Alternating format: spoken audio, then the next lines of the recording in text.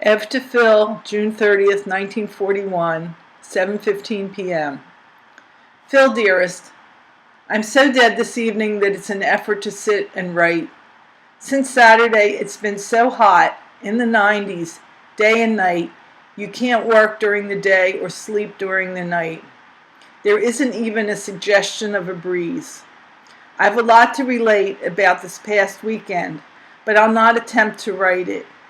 When I see you, we'll have a nice, long talk. Having decided it was useless to wait any longer, I called the draft board this morning. I asked the bosses if I could use the telephone, and they said I could use it any time. Nice of them, isn't it? At any rate, the draft board told me that you are now, quote, government property, unquote, and the case was out of their jurisdiction. Page 2. They suggested that I see their government attorney, none other than Mr. WWII. I called him and arranged with his secretary to see him at 12 noon. At 12, I promptly appeared. I explained the case in full, showing him several clippings which he refused to believe. The board meets on Thursday, and he will let me know their decision next Monday. When the board says yes, the case is forwarded to your commanding officer. I said his name was Captain Muth. And if he sees fit to let you go, you're released. I don't think Mr. Hiley will be of much help.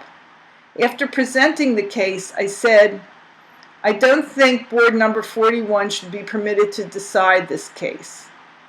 Mr. Hiley, before I said this, said some things which, page 3, I thought did not fit in, which were not for him to say, and in general, he's a nice man, but not for us. I said that I refuse to have no for an answer and will go to the president if necessary. I learned that my uncle did get a man out of the service whose wife was and is working and making 25 smackers a week. I've discussed the matter fully with my folks who, I approve, will take it to the court if he fails. I also told Mr. Matoski and Mr. Usum about it, and they said I should have told them about it a long time ago. Mr. Matoski called Mr. WWII. I gave him permission and told him that I lost 15 pounds and was on, page 4, the verge of a nervous breakdown, that my work was suffering, and that he might be forced to fire me. As I read back, it doesn't sound anything like the real thing. When I see you, I'll explain in detail. Morty G is at Fort Bragg, North Carolina, doing survey work. Goes to school, specialist shop, and after 3 months gets $54 per month. Not bad. Some guys are just rotten lucky. I feel very bitter this evening.